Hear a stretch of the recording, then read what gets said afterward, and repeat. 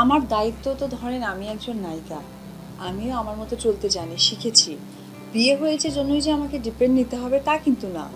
এখন যদি সে তার বাচ্চাকে নেয়, বাচ্চাটার কিন্তু মায়ের সম্পর্কটা চলে আসবে, তখন কিন্তু ডেফিনেটলি আমার পরিচয়টা আসবে। তো সাকিব যেহেতু তার বাচ্চাকে এবং পরিচয়টাকে দুটোকে নিয়ে নিয়েছে, এখানে আমার কোনো ম্যাটার না, কারণ আমি আমার পরিচয় আছে, আমি একজন উপবিশ্বাস। সো আমাকে যে ওই আমার মা খালার মতো আমার দায়িত্ব কেন সে নিল না, মোড়ল ডাকো, চেয়ারম্যান ডাকো, ওকে ভাত দেন, কাপড় দেন, এইটার তো প্রসঙ্গ আসে না, না। আমার ব্যক্তিগত জীবনে কোনো বাধা নেই। আমার কথা, তারা বাপ ছেলে এক হয়ে যাবে, এটাই আমার চাওয়া ছিল, সেটা আমি পূরণ হয়েছি। আমি গণমাধ্যমের কাছে বলে নিজেকে হালকা করতে পেরেছি, এটাই হচ্ছে কি আমার মেইন থিং ছিল। শেষ, আমি আজকে হালকা, আমি ঘুমাতে পারবো। সংসারটা হয় সম্মানের সাথে, এখানে অসম্মানিত করে লাভ নেই। আজকে আমি যদি প্রেসে বলে থাকি, এটা আমি সম্মান জানিয়েছি তাকে, তার সন্তানকে।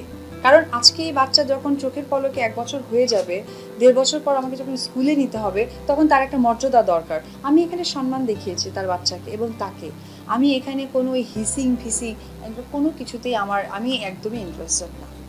বিয়েটা হচ্ছে, আমি সকালে উঠলাম, ওঠার পর আর আগের দিন সাকিব আমাকে বললো যে আমরা কিন্তু বিয়ে করব। কিভাবে? তো বললো যে শুক্রবারে করব। ও 2008-18 এপ্রিলটা শুক্রবার ছিল, ওই দিনকে আবার তার বাবা মা বাসায় থাকবে না। আমি মাকে বললাম, মা আমি একটু পার্লারে যাবো, আমার কাজ আছে। তো ন্যাচারালি পার্লারে গেলে আমাকে নর্মাল ড্রেস, ক্যাজুয়াল ড্রেস পরতে হবে। তো আমি শার্ট প্যান্ট পরে বেরোই।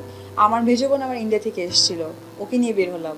তো ও বলে কি, তুই পার্লারে বনানীতে আমি যাই, তুই এদিকে না যে ওদিকে কই যাচ্ছিস? আমি তো ওদিকেই পার্লার আছে, চল।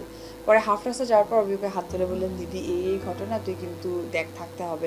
আমার তরফ থেকে নাকি একজন লোক লাগে, আমি তো জানি না, তো তোকে কিন্তু থাকতে হবে। সে বলতেছে, দেখ মা আসে, আমাকে তো একদম মেরে ফেলবে। এই ধরনের কিছু কথাবার্তা হলো, গেলাম। ওখানে গিয়ে সাকিব আমার জন্য একটা লেহেঙ্গা কিনে রেখেছিল আর একটা ডায়মন্ড সেট কিনে রেখেছিল। ওর বাসায় গিয়ে ওটা আমি পরলাম। ওটা পরে কাজী অফিসে বিয়ে টিয়ে হলো। ওইখানে আবার ড্রেসটা খুলে সাকিব আর আলমারিতে রাখলে, আমি আমার বাসায় চলে আসলাম। মা বলে, পার্লারে তুই গেলি, বাট মনে হচ্ছে না তো তুই পার্লার থেকে আসলি, মানে কান্নাকাটি করে আসলি।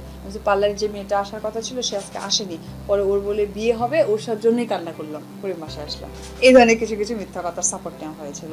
পরে 2-3 মাস পর আমরা যখন ব্যাংকক একটা শুটিংয়ে গেছি, তখন আর কি সাকিব চাচ্ছিল আমরা একসাথে ঘুরি, একসাথে কথা বলি, যেটা আমার মা একটু বাধা দিচ্ছিলেন।